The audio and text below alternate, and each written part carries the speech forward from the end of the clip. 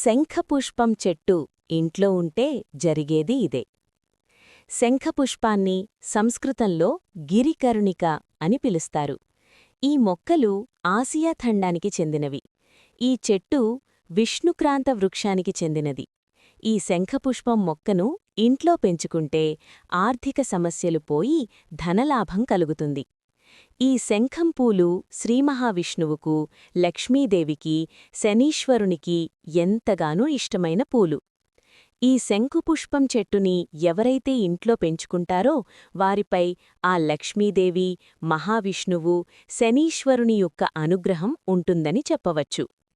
సోమవారం రోజు 5 లేదా 11 శంఖుపుష్పాలను తీసుకొని నదిలో కలిపితే చాలా మంచిది. ఆర్థిక ఇబ్బందులు తొలగిపోతాయి. నా ఛానల్ని సబ్స్క్రైబ్ చేయండి, లైక్ చేయండి, షేర్ చేయండి, కమెంట్స్ చేయండి. మీకోసం మరిన్ని వీడియోలు చేస్తాను. Thank you for watching.